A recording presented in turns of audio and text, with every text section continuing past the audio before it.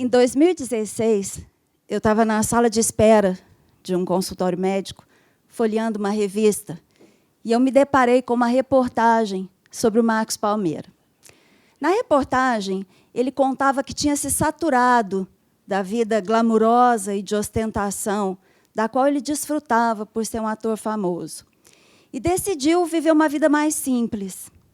Então, ele comprou um sítio nos arredores do Rio de Janeiro e se mudou para lá.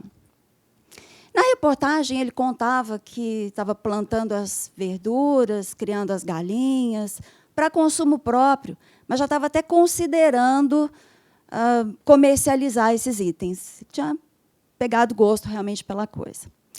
A reportagem mais para frente trazia ele do lado de uma outra atriz, que agora eu não me recordo o nome, e ele estava lá, chapéu, botina, uma camiseta surrada, barba mal feita, todo simprão, como o povo diz hoje.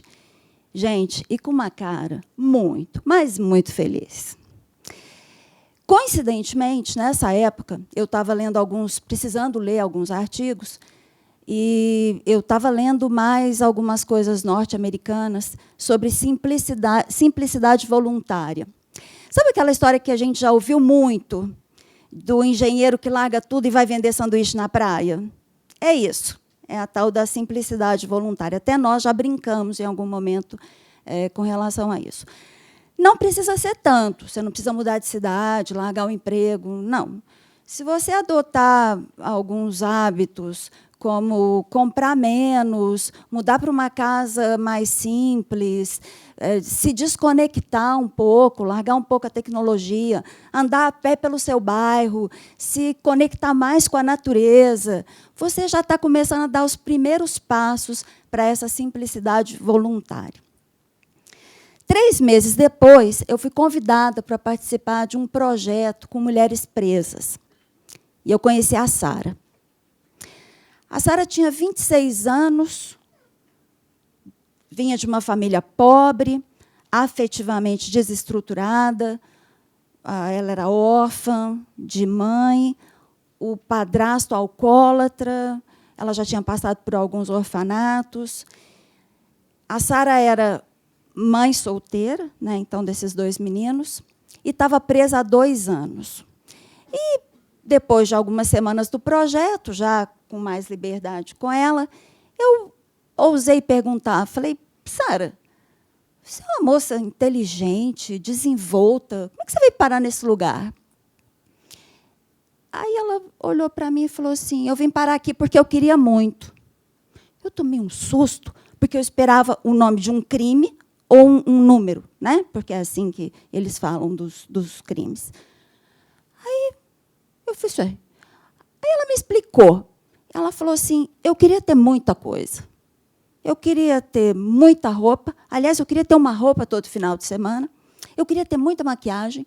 Eu queria ter 3, 4 perfumes. Eu queria ter um pisante da hora. Eu queria dar um tênis de marca para os meus filhos. Mas eu era faxineira, então o dinheiro não dava para isso. Até que uma vizinha me propôs ganhar 3 vezes mais, trabalhando menos da metade do tempo que eu trabalhava. E foi aí que eu fui apresentada ao dinheiro abundante e fácil do tráfico. Palavras da própria Sara. Eu olhei para ela e falei assim, mas para que você queria tanta coisa, mulher? Ela falou assim, para quê? Para ser valorizada pelo mundo. Porque é assim que funciona. E lá estava a Sara, com muito menos do que ela tinha antes. E com uma cara, gente, mas muito, muito ruim, muito triste, muito diferente da do Marcos Palmeira. Naquele dia, eu saí da penitenciária, dirigindo para casa, fiquei pensando na história da Sara. Falei, será que depois de solta, ela estava presa há 2 anos, a sentença dela era de 4, faltavam 2 anos para ela sair. Fiquei pensando, falei, será que depois de solta, depois de passar tanta falta aqui, a Sara vai aprender a viver com menos? Será que ela vai, né, ter consciência de que tudo que ela queria, aquilo ali não faz menor, não precisa de tudo aquilo? E a essa pergunta, nesse mesmo ano, eu tinha a chance de sair para o meu pós-doutoramento. E eu falei, está aí a pergunta para o meu estágio pós-doutoral. E eu escrevi um projeto com essa pergunta, né, se depois de um longo período de privação arbitrária, não escolhida, como a do Marcos Palmeira, arbitrária, uma pessoa conseguiria viver com menos. E eu mandei esse projeto para uma universidade canadense, que eu sabia que pesquisava isso. E eles aceitaram o projeto e toparam fazer a pesquisa comigo. O que nós fizemos, então? Nós entrevistamos 97 mulheres em 3 penitenciárias estaduais brasileiras. Depois, nós tivemos que dar uma peneirada, porque nós queríamos conversar só com presas que tinham tido, achavam que tinham tido aquela vida boa da Sara. E nós, então, selecionamos ali algumas mulheres. E o que nós perguntamos para elas? As pessoas aqui, dentro da penitenciária, aprendem a viver com pouco? E quando sair, vão levar isso lá para fora?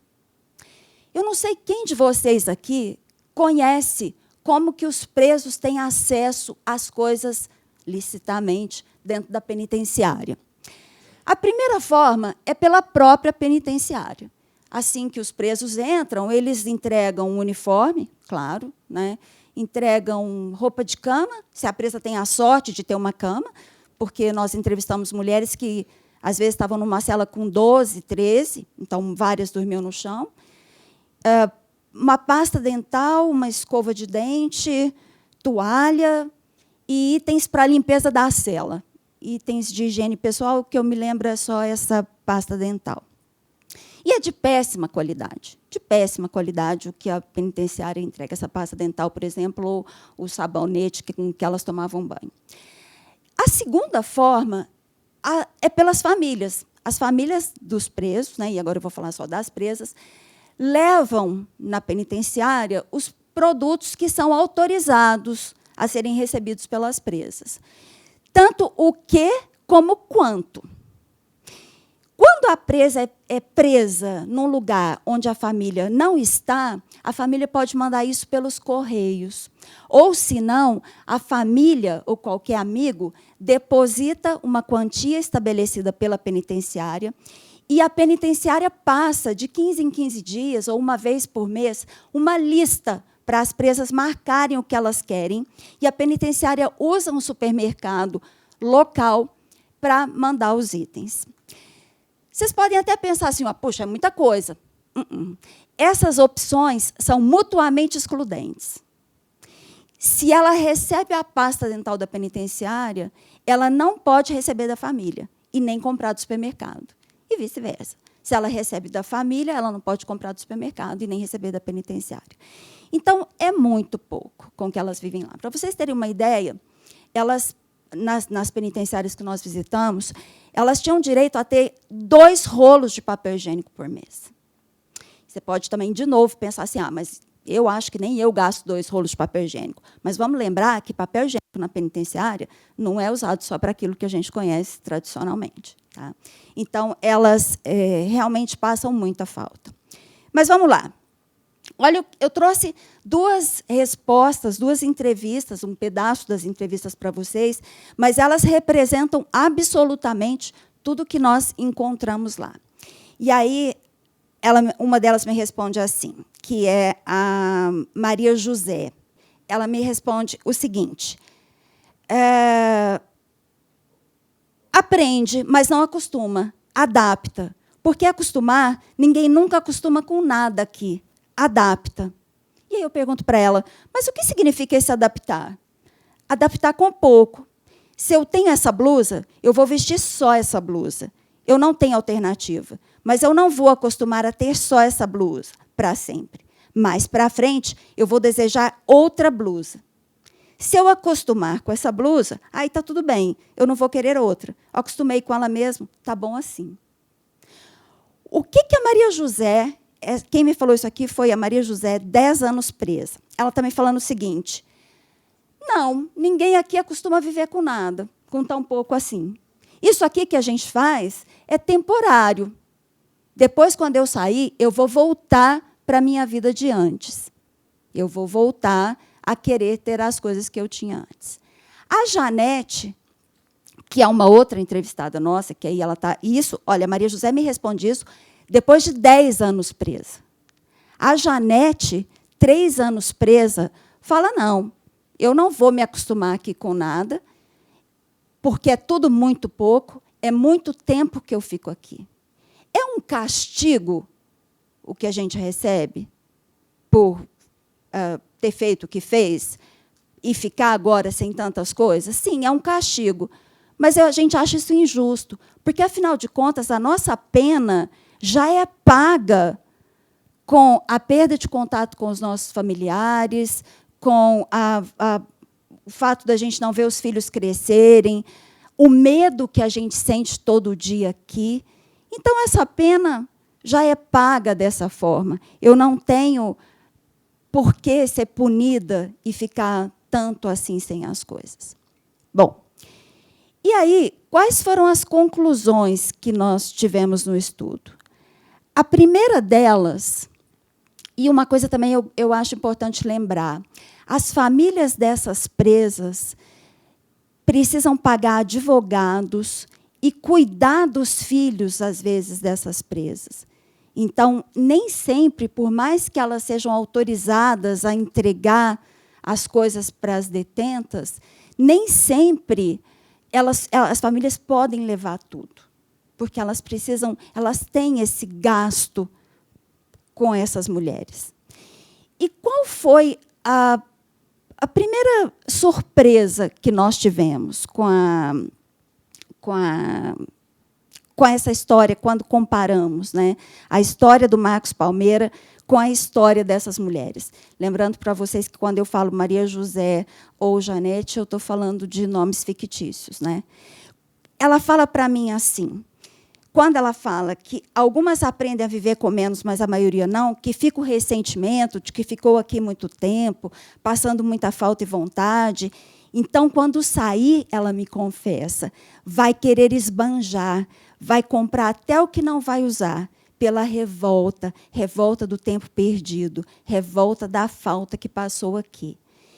Aquilo que eu falei para vocês, ela entende que é um castigo, e, no final, ela me fala, mas não precisa ser tão desumano. A primeira conclusão a que nós chegamos no trabalho foi de uma grande surpresa, porque a gente pensava em entender como é que seria o desejo delas durante a pena, ou depois que elas saíssem. Mas nós vimos que não, que o desejo foi o que levou elas para lá. O desejo foi a causa da prisão, não seria a consequência. O crime delas foi o desejo. Tanto é que, qual foi a resposta da Sara quando eu perguntei para ela, mas, Sara, como é que você veio parar nesse lugar? Ela não me respondeu tráfico, pedofilia. Ela me respondeu, eu vim parar aqui porque eu queria ter muito. O crime dela foi querer ter muito. E isso foi uma grande surpresa para nós. Verificar como essas mulheres lá eram dependentes do consumo para encontrar a sua identidade. Foi uma coisa incrível.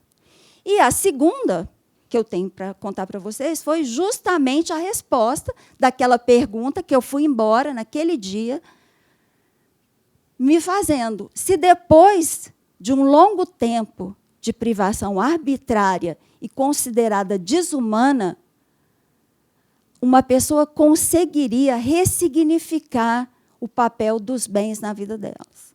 E a resposta foi que não, isso não acontece.